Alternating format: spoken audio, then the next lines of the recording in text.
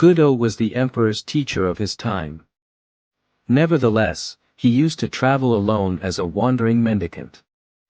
Once when he was on his way to Edo, the cultural and political center of the shogunate, he approached a little village named Takanaka. It was evening and a heavy rain was falling. Gudo was thoroughly wet. His straw sandals were in pieces. At a farmhouse near the village he noticed 4 or 5 pairs of sandals in the window and decided to buy some dry ones.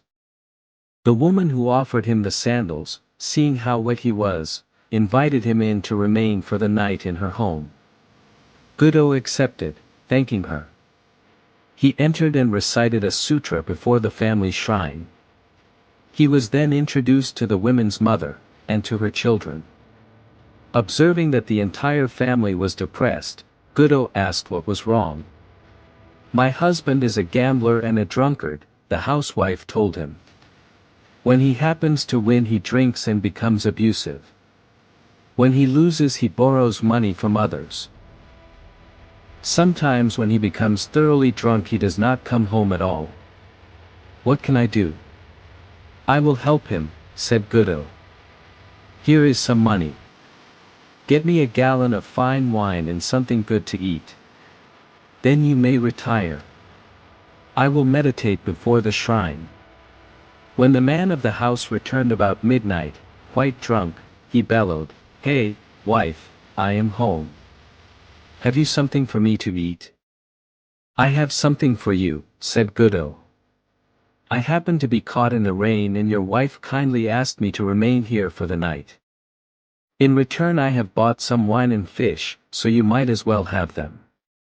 The man was delighted. He drank the wine at once and laid himself down on the floor.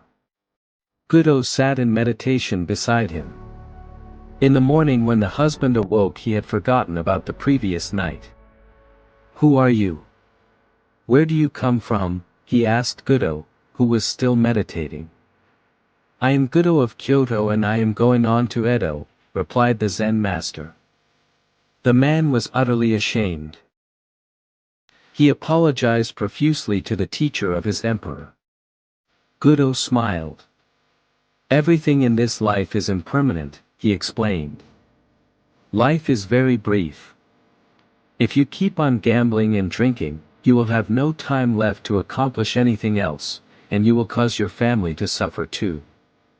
The perception of the husband awoke as if from a dream. "You are right," he declared. "How can I ever repay you for this wonderful teaching? Let me see you off and carry your things a little way."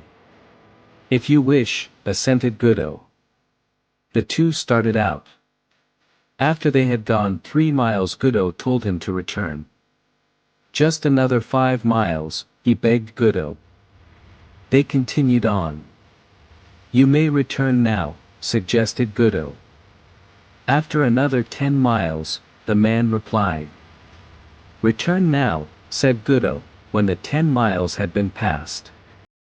"I am going to follow you all the rest of my life," declared the man. Modern Zen teachings in Japan spring from the lineage of a famous master who was the successor of Gudo. His name was Mu-nan, the man who never turned back.